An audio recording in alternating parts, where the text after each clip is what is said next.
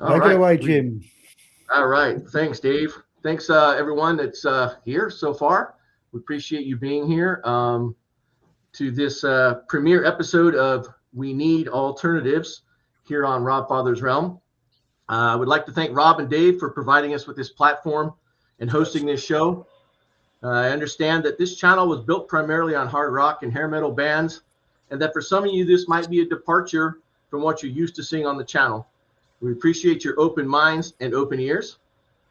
The intent of this podcast is not to sit and discuss new wave alternative music videos and audio tracks in great depth. That's being done elsewhere across YouTube and the internet. Instead, we will be focusing on what it was like to be a young band in the late 70s in middle America during a time when the shift in music was happening, how it affected us musically, culturally, and how it shaped our plans for the future. Many of you out there may be musicians, played in bands, or still play in bands and continue to make music. You know the struggles that bands have trying to make it. Playing crappy gigs, struggling to make ends meet financially, and the emotional and physical strains that you endured. If you were never in a band, maybe you knew somebody that was in a band, and they've shared some of their stories. This is our story. Two best friends who fought to achieve dreams that we were too naive to know would be harder to accomplish than we imagined. How did we succeed in many ways, despite our lack of knowledge and the great times we had doing it? Our story just so happens to coincide with the rise of what was called New Wave. If we had lived in LA in 1986 or 87, we might be talking about a hair metal band. Or the early 90s, it might be grunge. But it was 1978, 1979, and the music industry was about to pivot like it does every so often. New Wave just happens to be the backdrop to our story. We will take a look at video or audio snippets to help illustrate our story. Some you will know, some you may not. We may reference the Beatles because that was who we grew up with and inspired us to pick up guitars in the first place. When we say their name, if you don't like the Beatles, just replace it in your mind with your favorite band or artist, and maybe it will resonate better for you. Most of these bands all have the same stories behind them. We will host this show every other week, and the goal is to keep it at about an hour or as close as possible so that your time on a Monday night is valuable. With that, let me introduce you to my good friend, musical mentor, Dana Schmitz. Take it away, Dana. Tell us about yourself. Well, so thanks, Jim, for the introduction. Myself, even just being a musician, like Jim, which you'll find out as time goes by, we were both military brats.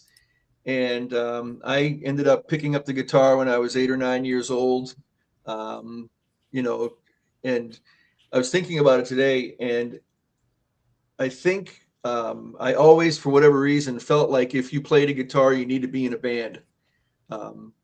So it was kind of a natural progression for me once, Jim and I were playing together that we, wanted to build on,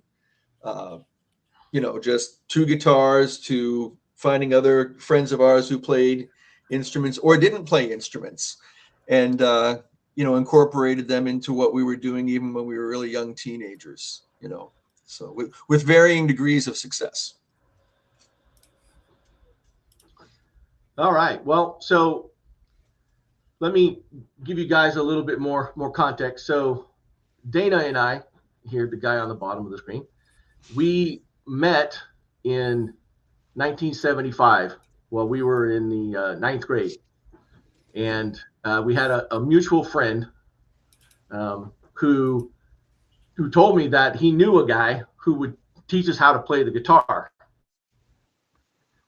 Well, the problem was neither one of us had a guitar. So that was going to be obstacle number one. And then secondly was we lived in base housing and Dana lived in downtown. So where we lived lived in a suburb of Omaha, Nebraska called Bellevue, which was home to Offutt Air Force Base, which at the time was the headquarters of the Strategic Air Command. And our fathers were all stationed there. And so by luck, happenstance, we all got stationed there at the same time. So when I moved into the city of Bellevue from the base housing, Dana only lived about 5 or 6 blocks from me, and I went to a pawn shop and bought a cheap old nylon string acoustic guitar that only had 5 strings, because Dana probably remembers. And he Yeah, but said we did about, have solder. We did have solder though, right? And so for the bass string, I believe we took a piece of solder and strung it where the bass string, the E string would be. And I think my philosophy was so that at least when you're learning chords, you'll know how it's supposed to feel. Or we could have bought a new E string, but we did not. So carry on. yeah, we did not. We were pretty wet behind the ears, so to speak. So Backwards. Dana started teaching me how to play Beatles songs, of all things, right? Because we were both huge Beatle fans. And, after a couple of months, it was just he and I, and we sat down one day, I think it was probably in May of 1976 or something like that, to record a song. And we recorded an original of Dana's. So early on, even though we were just 15 or 16 years old, playing originals was what we wanted to do. And I think Dana's already said, I think you said somewhere along the way that if you played an instrument, why wouldn't you want to be creating your own music, right? Yeah, not the Beatles. Oh, no, I know. Worst band ever. But that's okay, Rocksteady. Just replace that with Kiss in your head and you'll be okay. Because I see, is that Ace Frehley in your picture? So anyway, so that's how we started. And so this whole thing that started in 1975, 1976, and took us through 1986, and how we developed and became a band, and the things that we did without knowing anything, right? I mean, we had like the world's worst equipment ever when it came to playing music. Our parents didn't go out and buy us stuff, right? This was a different era, right? Today, I think most kids will go down and go to Guitar Center or whatever and buy some nice snappy guitar off the rack or whatever, whether it's a Fender or it's a Gibson or even a PRS. But we had pawn shop guitars, except for, I think Dana's wasn't a pawn shop guitar, but it wasn't a huge brand name guitar. But we decided we were gonna be a band, even if it was just for the summer. We were gonna goof off and become a band, and eventually that became bigger and bigger and bigger. So I don't know, Dana, do you want to? So by the time 1978 rolled around, we decided we wanted to make a record, right? So we were 16 years old. I was still 15, and we decided we wanted to make a record. Why would we want to do that, right? Dana, you want to take the story from there a little bit? Yeah, I kind of wanted to backtrack a little bit though, because we are doing this is a podcast about the new wave music era, right? And for context, of course, Jim's, talking about us having been living around this Air Force base that's, in a suburb of Omaha, Nebraska. And a lot of it has to do with, what was happening in the United States, what was happening in local radio in the Omaha area, right? Because we had a couple of AM stations in the area. And of course, at the time, top 40 AM radio was king. But at the same time, there was this emerging format of FM album-oriented radio. We called it AOR. And but that's not to say that being in Omaha and having different types of radio stations, that we're aware of what was happening outside of the Omaha area, right? Because by 1975, if you were a kid, say in London, right, you might already have been exposed to music that was already emerging, that was kind of do-it-yourself music, which I'm sure we'll expound on that a lot more as we go along. But but for people like Jim and myself and the other guys that we played with, we were very myopic, and that's because of what we had around us. We had top 40 radio, and we had some album-oriented radio that was going on, but even college radio wasn't huge then, right? So you didn't have a lot of independent bands in the Omaha area that we had to say, I want to do that, right? It wasn't like that, but at the same time, we kind of thought that the next step for a band that was going to be a band was, well, you made a record. And so, we took a couple of songs that were originals of mine, and we, I don't know if you want to tell the story about how we got there and everything, Jim, to the studio, because of course at 15 years old, nobody's got a driver's license, right? Yeah. So we, obviously we found ourselves little gigs, right? We couldn't play bars. We couldn't do things like that. No. So we found little gigs where we made, $100 here, $100 there, whatever. Yeah. Well, back then studio time wasn't really expensive, and there were 2 recording studios in Omaha. And we called them up, got their rates, and said, well, this one's cheaper, we're going there, right? Yeah. Well, we'd never been to a recording, so we recorded at home with a 2-track reel to reel, things like that, just real simple home recordings, but nothing major. So we decided to take a field trip one day, and like Dana says, none of us had driver's licenses. So what do? We got on the bus. We took the bus to the recording studio and went in. Here we are, 4 of us, and the guy showed us around, told us all this stuff. Of course, we were very impressed because we'd never been in a recording studio like Dave has back there behind him. Probably wasn't even that nice, but and so we set up a date to come in and record 2 songs. The funny thing is, when we went home, we got on the wrong bus, and we got dropped off in South Omaha somewhere instead of where we lived, and so we had to walk home. We had to hoof it. We followed some railroad tracks for a long time. That's the thing that I remember, is that we were just kind of directionally going south, and we were just like walking down these railroad tracks seemingly forever. Yes. So we followed the railroad tracks, finished to get home. By the time we went to go actually do the recording, our drummer by then had a driver's license. Yeah, and his dad had a pickup truck, and we were able to throw our stuff, and he got in there. So with that said, Dave, we're going to have you play that first snip of Another Mistakes. We'll play you guys a little bit of the first 45, a bunch of 16-year-olds in Bellevue, Nebraska, self-funded, produced, et cetera, the thing that got us started on our way. Dave, if you would take it away for us, please, sir.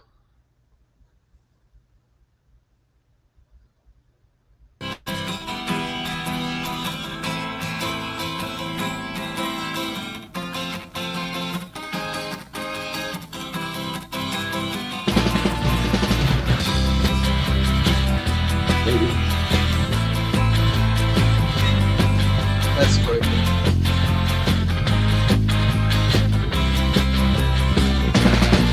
I'm sorry that it had to come out this way, but our moves were all wrong, as they say. And it's too bad that we found each other's ways so strange, but without you I'd have still gone on the same. I'm not saying you should be hanging your head in shame, 'cause I imagine that this happens most every day. It's pain we didn't get on like others do, still how can I tell you without hurting your feelings how? There we go. All right, thanks, Dave. Man, those kids can play. Unbelievable. We might as well the just name of the band stop at that while we're time. ahead. Let's just finish the episode. Yeah. And just for credit where credit's due, our bass player was a friend of ours named Steve Bailey, and he still lives in the Omaha area. And our drummer was a guy by the name of Kirby Hills, who had never played drums before, and found out that he could naturally play, and his parents bought him a decent drum set. And Kirby and his wife live in Pennsylvania. Yes, they do. So there we were. We made we had them press 100 copies, and we sold them all. Of course, it's easy to sell 100 copies to your friends, because if you're selling them for $1 a piece, that's what we did. And I know Rob likes to talk about roller skating rinks a lot. So if you ever get on Backtrack on Sunday nights, we talk a lot about roller skating music. And in the 70s, as kids, right, we couldn't really do too many things. We would go to the roller skating rink on Friday or Saturday night or whatever. And one night we happened to take a copy with us, and somebody talked to the guy that's, the DJ or whatever, playing the songs, kind of told him what it was all about. And just, he didn't say when he would play it, but he said he would. And, in the middle of all of this stuff, this 45 that we made comes blaring out of the big speakers in the roller skating place, and we're just like, we were like in seventh heaven, it's like, holy moly, everyone's hearing our record. And so for us, it was a big achievement. Like I said, it probably cost us $250. Yeah, I think so. Yeah. To do the whole recording and all that. So yeah, as far as the pictures, so it's kind of hard to see it, but the pictures, Dana kind of said who they were. It was myself and Dana. Dana had the haircut with it kind of combed over to the side. The guy that looked like a wolf man was Kirby Hills, our drummer, and the guy with the glasses was Steve Bailey. I was going to say, if I can interject, because GGS Unhinged actually had a really pertinent comment there about it sounding like the Beatles. Well, I remember being in the studio, and we just got done, recording this thing, and we're feeling pretty big. And I remember going into the studio where the guys who were engineering it were, and I'm 16 years old, and I'm like, "Oh, what did you think?" The guy goes, "Sounds like the Beatles," and I just remember feeling like, just like almost like, disappointed, because I'm thinking we had our own sound, but I think no matter who you are as a musician or a band, what you do is going to be derivative of what you have exposed yourself to. And, Jim and I for years were just, thank you, Andrew Arnold. But you're going to be a product of what you exposed yourself to, right?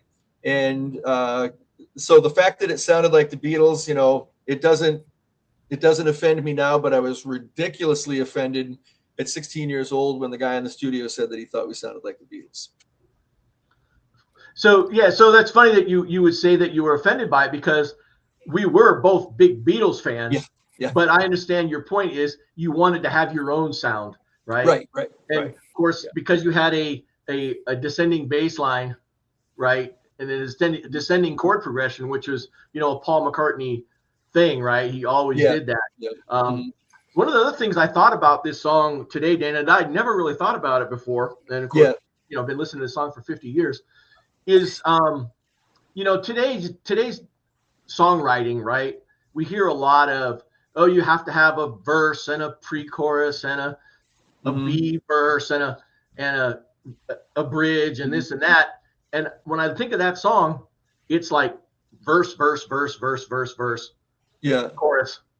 Well, the way I thought about it, because it's funny, when I was walking the dog the other day, I was thinking about that song too, and I was thinking it's a song that is kind of structured verses and a bridge, right? And that's basically what it's got, right? So the phrase "another of my mistakes," is in the bridge somewhere, but to your point, it never goes to a chorus. So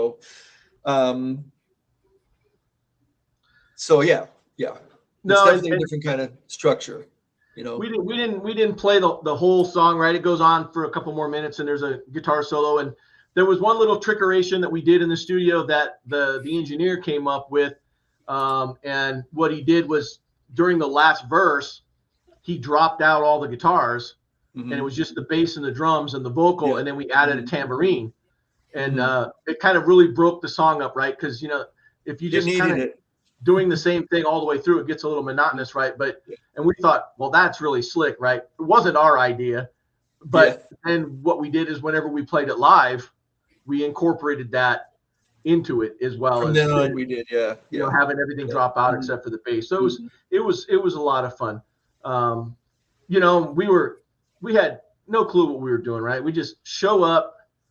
Luckily we used their amps and stuff, and I borrowed a distortion pedal from our friend Glenn Ross for the distortion on the guitar break. So because we didn't have any foot pedals. I didn't even know what a foot pedal was. Lucky to have a reliable amp.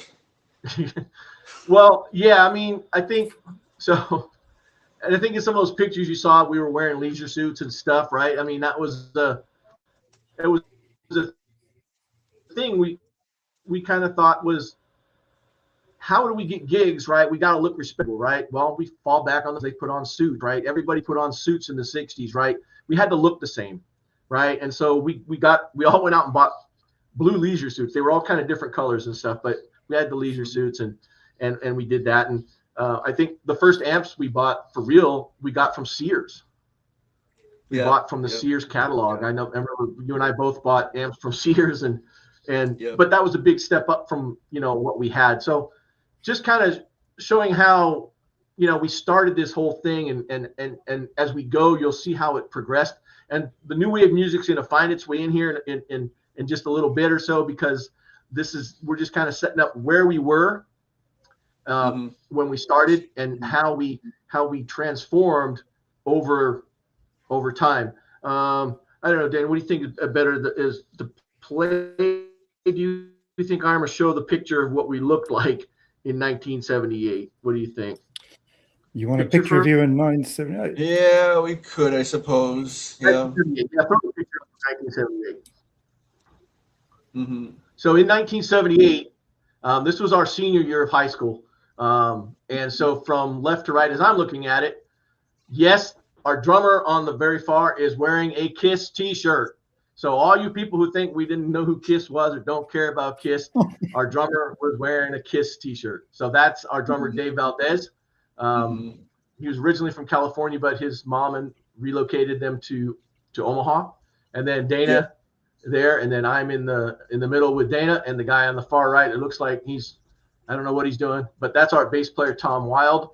And just to bookend it, he's got a Beatles t-shirt on. So we have a KISS t-shirt and a Beatles t-shirt. And we took this picture in a cemetery, as you can tell. Anyone you know? No. We just went and took a picture. So we took a picture there. This was the start of our senior year, and this is what we looked like. And so as you can see, we had changed out drummers and bass player. The phase two had kind of run its style. Had kind of run its course by the time we finished our junior year in 78, and over the summer, Dana kind of started a new band, and then I joined that band like in August or September of 78, and we started going from there. And so, you were gonna say something, Dan? Yeah, I was gonna say, in full disclosure, just to throw both Jim and I under the bus. What had actually happened is at the end of the school year, Jim and I had a falling out, and I don't even remember what it was over or anything like that. And yes, Dave was the coolest cat in the band, without question. Still is. He still is. He still is. That's right. Yeah, well, you got to remember that's Scotty in the comments there. So, very cool. That's why. Yeah, very cool. Very cool. But yeah, Jim and I had actually had a falling out over probably absolutely nothing. But what had happened was, so there I was without a band, and I knew a guy from high school who knew these guys from the next town over. So the guys on the ends, the bookends there, were actually from a different town, a different high school, but he knew them. And we started practicing with these guys, the guy on the far left, the guy on the far right, with this other guy who was a guitar player. And, the three of us got along really well, but the guy that introduced all of us didn't make it in the band, and we eventually ended up replacing him with Jim. So that was kind of how that transition happens. Yeah. Yeah, they replaced a good musician with a guy who was crazy. It works sometimes. Yeah, and I don't know. We love you anyway. Yeah, well, you got stuck with me for all these years. So yeah, 50 plus years here. We made it work. And so with a new band, right, comes a new name. And as our bass player, when we moved to Massachusetts, our bass player said in an interview that we did a couple years back, we had the worst band name ever. And if we hadn't changed the name, there was no way he would have joined our band. So our name was Variety. Oh, yeah. We were a cover band for the most part. We played originals, but we were a cover band. And so Variety, right? So gosh, yes, we had the world's worst, band name, but it was 1978. So I think we get a free pass on that, right? But it was a bad name. And so it was more the same thing, right? Still, we're 16, 17, trying to find gigs, and we find enough. And of course, what are we going to do with all the bazillions of dollars we're making? Dana, what are we going to do? Make another record, maybe? We're going to make another record. Yeah. Why? Yeah. Well, because we're pros now. You and I are pros. We've made a record. We know what it's about. Plus, the other kind of good thing about it was that Tom, the guy that was in that picture on the far right, he was also, even before we met him, he was a guy who was a year younger than us, but he was already a pretty proficient songwriter for a teenager. I got to say, it was kind of a good, healthy competition between Tom and I as far as songwriting goes, because he was writing some things that I would say, like, musically were more complex than what I was writing. And the songs that he was writing were more personal, right? Where I was just writing about stuff, but Tom was writing about things that were a little more heartfelt, whether he was writing a rock song or a ballad or whatever it was. But we were actually coming up with a lot more original songs, like almost right away, to be honest with you. And so, Dave, for you, our bass player, Tom, was our version of Benjamin Orr. Oh, well, you couldn't go wrong then, could you? Tom had and still has a very beautiful voice. Yeah. And he still writes, he still plays, Yeah. He lives in Portland now. Yeah. But, he was our Benjamin Orr before we knew who Benjamin Orr was. Yeah. So why don't we go ahead and play the clip of "Do You Think I Am"? "Do You Think I Am" is a song this was actually the B-side. We'll get to the A-side too, but we'll play the B-side first. It's kind of a jam song in a way, kind of a reflection of the 70s a little bit, some guitars and not a whole lot of lyrical value, deepness. How about that? So go ahead, Dave. No lyrical value. That's what I would say. Lyrical value, yeah. That you can say that. You wrote it. That's right.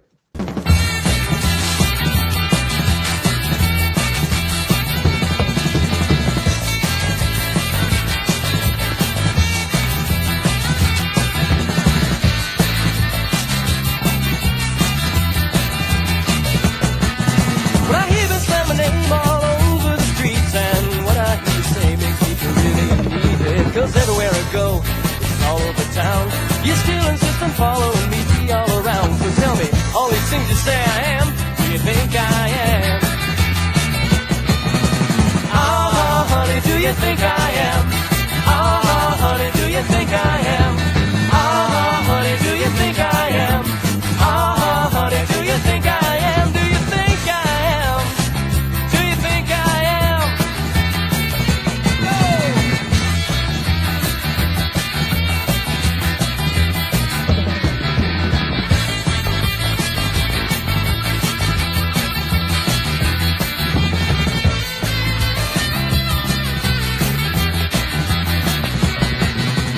Ah, honey, do you?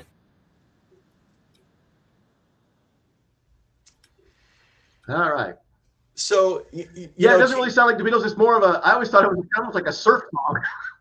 Well, Yeah, I was going to thinking say the it had a same thing, Beach Boysy vibe to it. well, or like surf rock, kind of a surf rock thing. But I also think that the speed at which we were playing, already, and I'm going to have to defer to Jim for this. So there were already, new music, I guess I'll call it, influences that were coming in. And I don't know necessarily, for me personally, how that started, but I do know that Tom Wilde, the guy that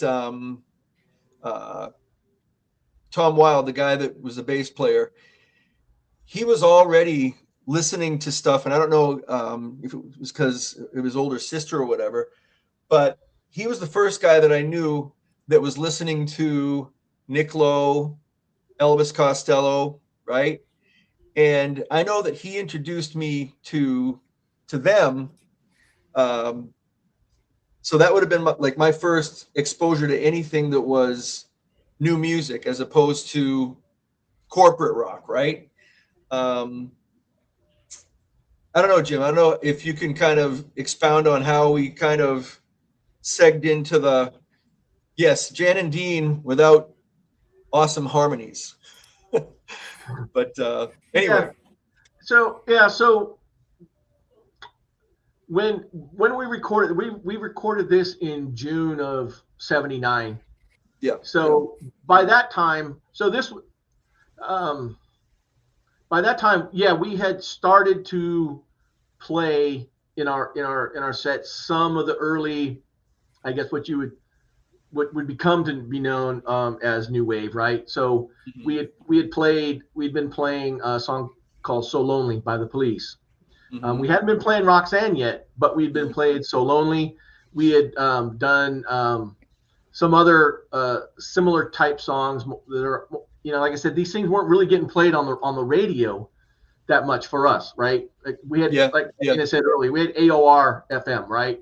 So you had one FM station that was really still playing, the Pink Floyds and all that kind of stuff, and then another one that was just like a top 40 FM station, which is kind of what you have now, right? A lot of top 40 FM stations, and so we didn't really find a lot of new music, but somehow Tom did, and started playing it. And I think Dana and I kind of discovered more of it when we graduated from high school.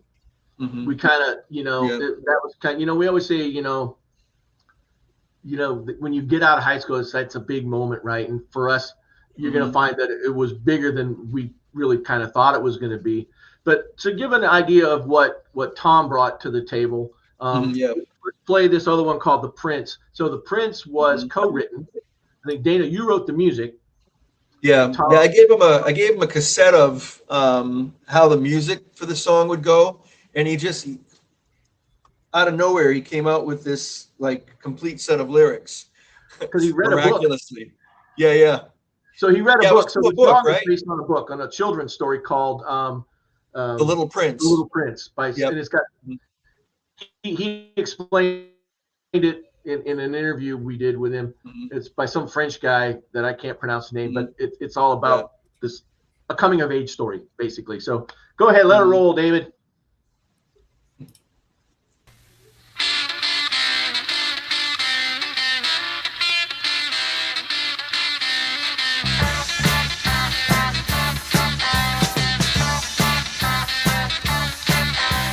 Yesterday the world seemed such a mess. Tried for a chance, so you knew you'd get much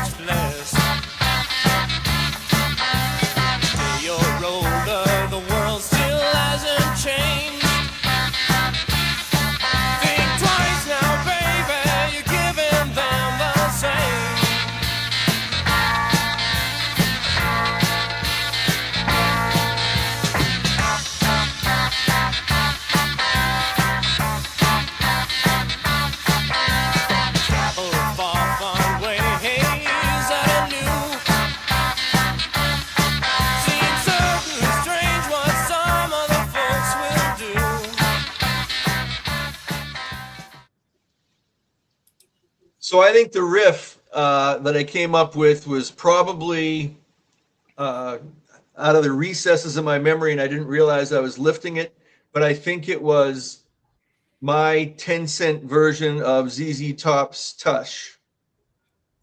That's what I think. But Could be. Yeah, so you'll notice in the picture the drummer's got a double kick drum. Where's Rob?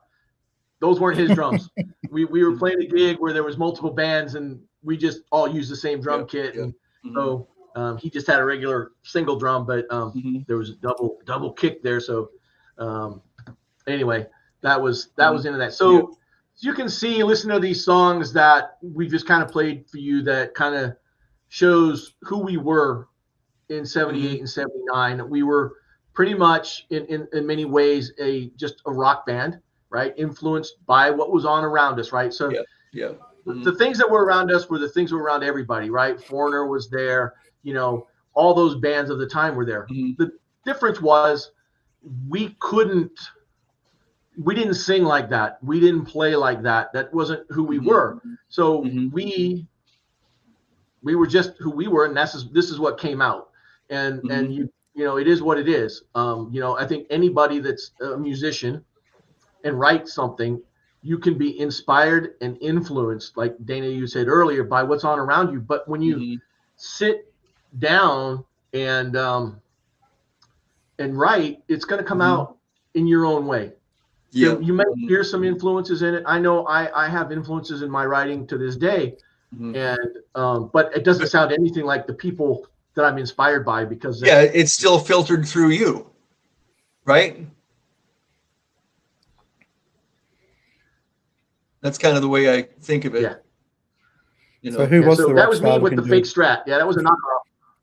That was a knockoff Strat. Yeah. Yeah, it was a knockoff. And I think called, some of those pictures, Hondo.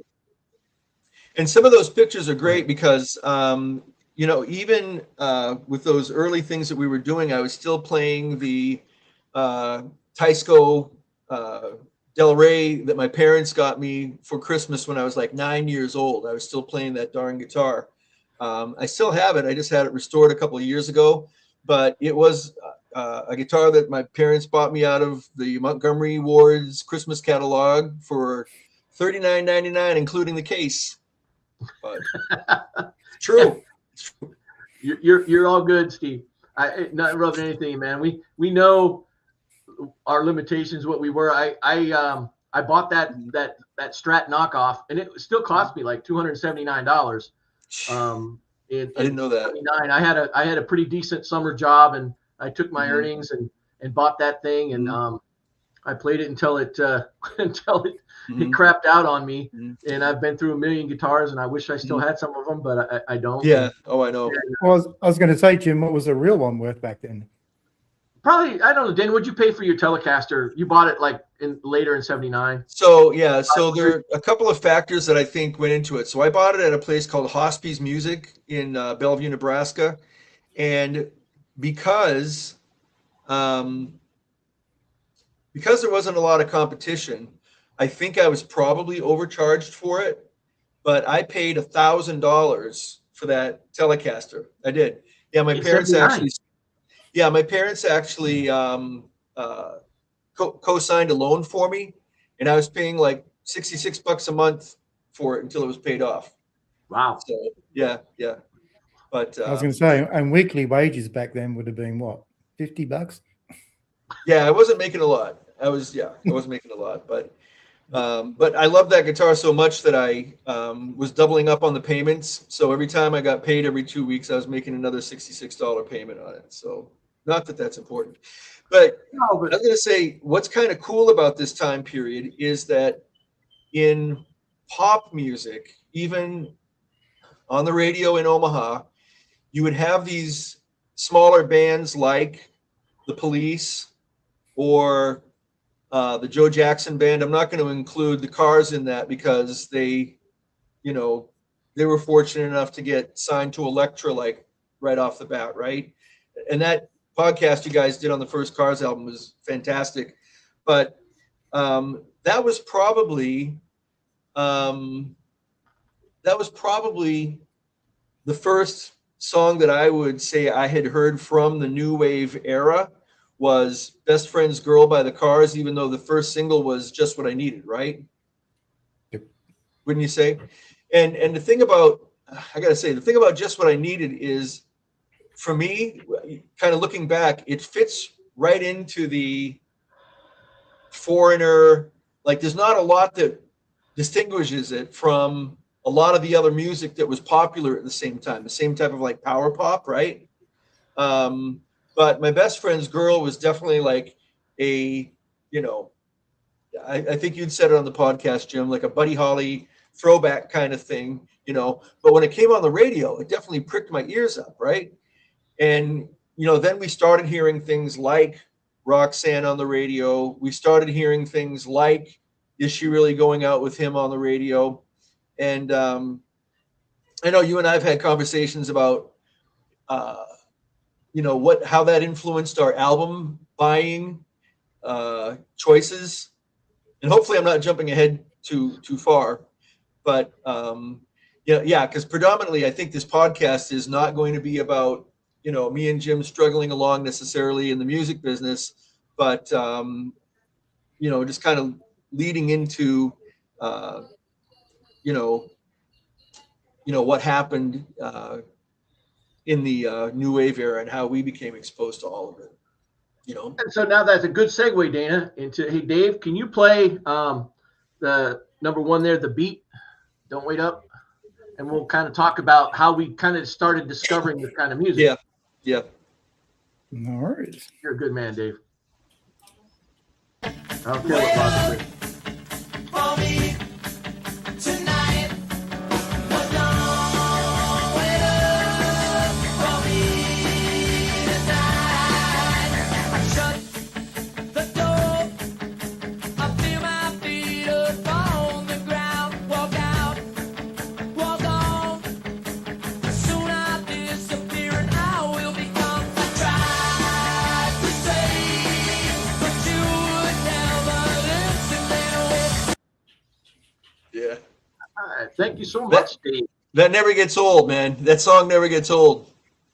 So how we started finding some of this music. So for those of you in our age generation, our age group, which there tends to be quite a few of you on this channel, one of the ways the way I found this is they used to put out sampler little EPs, little singles at the record store. So like maybe CBS, Columbia, whatever, and they would have 3 or 4 bands on it, and it was free. It was a, you know, promotional type copy. Yeah. And so I remember going to the record store one day and picking one up, and it had this song on it.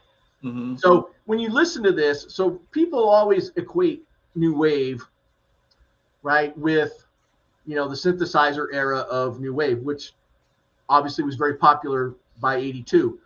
But in the beginning, you know, in that 78, 79, even 80s, right there, it was really guitar driven power pop, right? Yeah.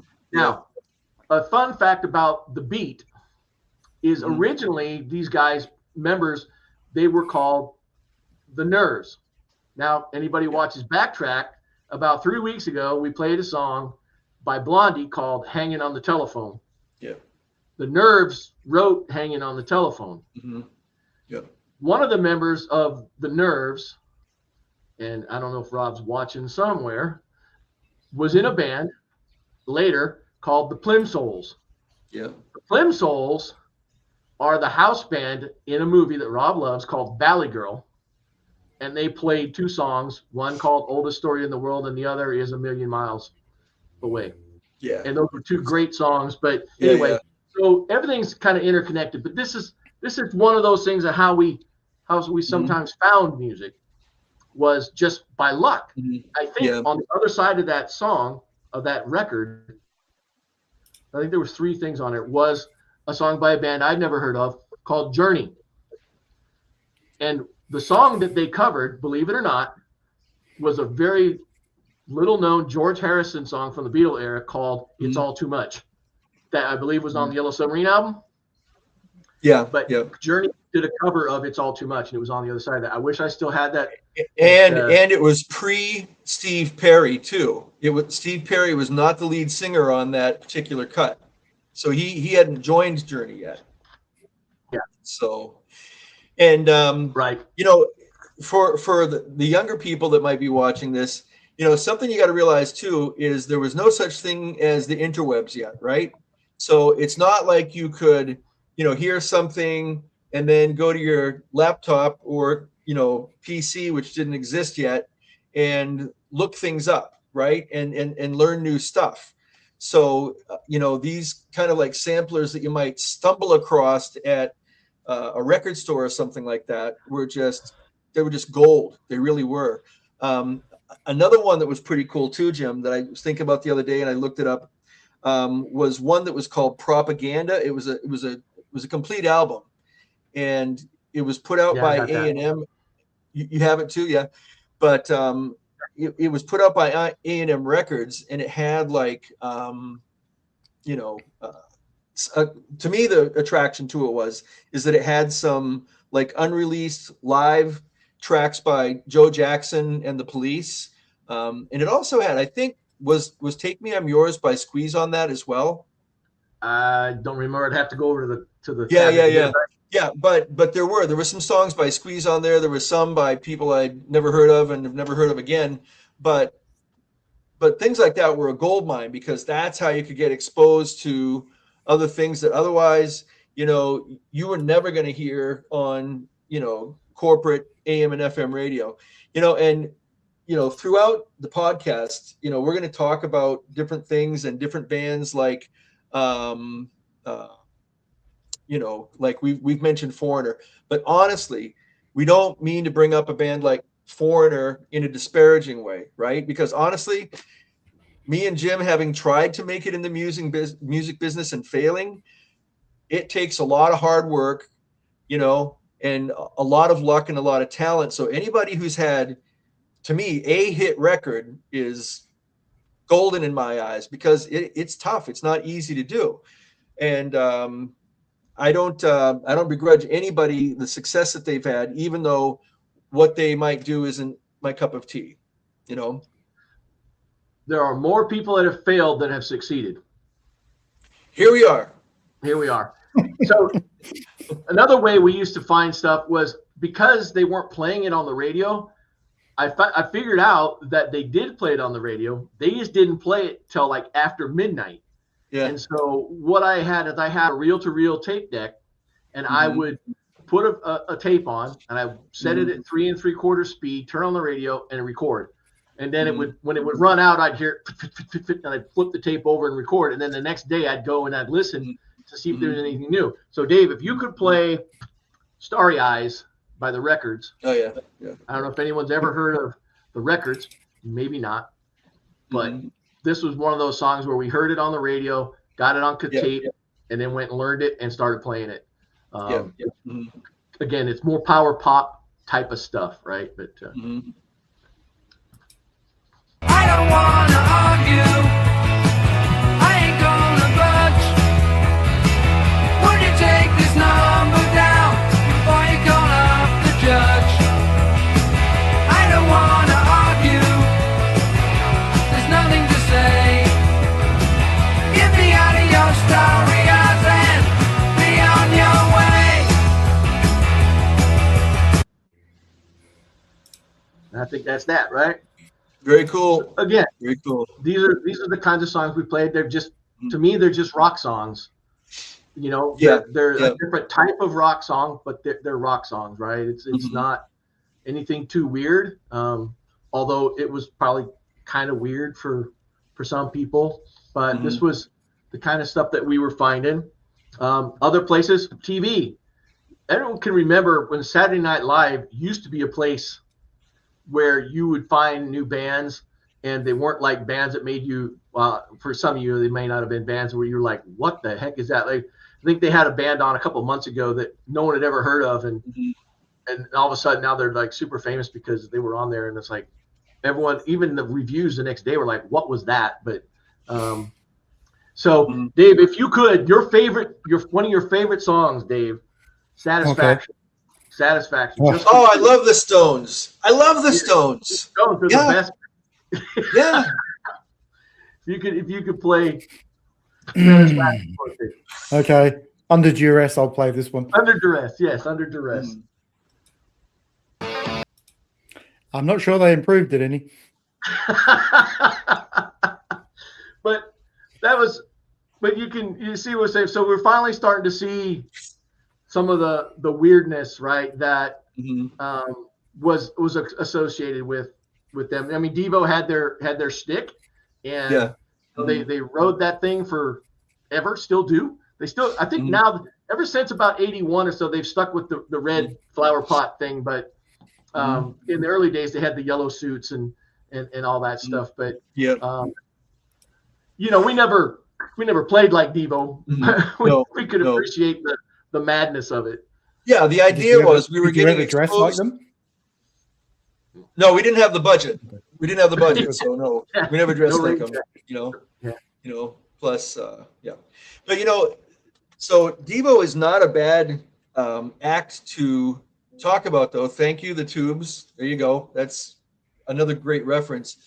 But you know, what we wouldn't have known in America is that the nucleus of all this kind of thing was started really in the late, I would even say like the late 60s, early 70s, because, you know, you had bands like the Stooges that if you put on one of their albums now, like one of the early, like Raw Power or something like that, right? You would say, well, this is a punk record, right? And Devo, as an example, right? I would say that their granddaddies were, there was a band called Hot Buttered, who did a song called Popcorn. There was a big hit like in the early 70s. I want to say it's like 70 or 71. Somebody out there probably knows better than I do. But yeah, and it was a huge hit. It was an instrumental, but it was a huge hit. And it was the first song that was, except for the drums, which were real drums, it was the first song that was ever programmed on a Moog synthesizer in its entirety, right? There were no other real instruments on it besides the drums. Well, then there's this band from Germany that came around, and I believe they got started around 72 or 73, called Kraftwerk. Or if you're an American, they're called Kraftwerk, right? And they were putting out completely electronic albums as early as 1972. And I believe in 1974, the first single that even made like a little blip on the radar in the United States was something called Autobahn, which was, for the most part, it was an instrumental. It was an edit down from a 14-minute track. But with Devo, as an example, they were kind of like the spawn of Kraftwerk, and they had to do it, though, on a tiny label, right? So they were on, what label were they on? They were on Stiff Records originally, right? And their very first thing that they did was an EP that they did for Stiff Records, and it had some early versions of things like their version of Satisfaction and Be Stiff and different things like that. But they weren't going to get picked up immediately by Columbia, Capitol, A&M, right? They weren't going to get picked up by a major label. And it's the same with, like we had referred to how our friend Tom Wilde was listening to Nick Lowe. Nick Lowe had been in a couple of different bands already. Like he had been in a band called Brinsley Schwartz. And over in England, they were, you know, fairly successful. They'd gotten to open for Thin Lizzy on a tour over there. And Nick Lowe was just like tired of the whole music business thing. And so he borrowed like 400 pounds from somebody and, you know, did his first indie single by himself, you know. But a lot of it was because people just realized that, you know, these artists realized that they weren't going to get picked up by major labels because of the state of corporate rock. Yeah. So, like I said, we are going to try and make sure we cap this thing off at about 1 hour, and we're getting close to that. We want to there's going to be plenty to talk about over the coming weeks. Dave, so I wanted to be, without playing another song here, right? So we there's a whole bunch of things in the info section that were things that we thought we might play or not play. Maybe we will next week, or not next week, but in 2 weeks. But so I wanted to show you a little, or we wanted to show you a little something of our development. So we talked about how New Wave, we're going to talk about how it impacted us, how it influenced us, what it did to us, and how we evolved with it. So Dave, if you could put up the picture that says 1982. So this is the same guys, basically, 3.5 years later. So this is the impact of moving to Boston and being part of a major music scene where alternative music, and when I mean alternative, I mean all kinds of music. It wasn't just kind of new wave. There's plenty of rock music going on in Boston. A lot of the bands we played with, I would consider them rock bands more so than anything else. So you can see there's a guy in the middle that's different. The bass player has been swapped out again, but the guy with the Kiss t-shirt, he's on the left-hand side again, Dave. And then Mike Sheehy was our bass player, who we found in Massachusetts, then Dana, and then I am on the far right. Handsome devil. What a handsome devil. Yeah, so the story behind this is we had been in a battle of the bands, and we won the first night we were in, and then in the finals, I don't remember what place we got, probably third or something like that. But the prize that we got was this photo shoot, which was worth its weight in gold because, we needed promo material. And at the time, we'd only been a band for about, at the time of the picture, it was about 6 months. But during the Battle of the Bands, it was like 3 months. We'd only been playing together for 3 months. And so this picture was worth its weight in gold. And so you can see, yes, with hair, all of us with hair, and plenty of it to go around, with hair and without bellies. So I just wanted to kind of show you how the impacts that it had. And then we changed every year or so too, right? As the 80s, yes, we do look like a real band here. And that's why we needed a picture so badly. It's about time. And so as we got further into the 80s, as the fashion thing started to change in the 80s, along with the music, right? Duran Duran had a big part in fashion, right? And so we would change with that fashion as well. So like I said, this program right now, we're expected to do this. We're going to do this every other week. So not every week, but alternatives doesn't just mean music. Alternatives for me means a different kind of programming than, like I said, which we're kind of used to having here on this channel. So we're going to have 3 different types of programs. So we're going to have this every other week. Next week, we're going to have a program called Stories from the Studio. And what that's going to be is we're going to be able to sit down and have conversation with a gentleman who is a owner and a chief sound audio engineer, mastering engineer at a studio here just outside of Houston by the name of Chris Criticos. He's going to meet with us once a month for an hour and talk about, the challenges in the music industry as an independent studio. Also, he's a touring musician with a band called Oceans of Slumber. They're on a hiatus right now because the singer took some time out to have a child. But that band's been around for about 10 years, but he's been a member for 2. And so we're going to talk about all those things that you may ever want to know about a studio. Does everybody use auto-tune? Right? All those things. How do you record drums? How do you record this? How do you do that? Who have you worked with?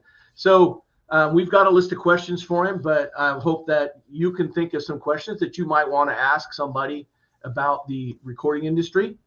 And he'll be with us, like I said, once a month. And then on the 4th week of the month, it will be another show about music. And there is a connection to the studio, in that is the studio that I use when I have songs mixed that I write and record. Rob's got some of the CDs, and he mentioned them a couple times.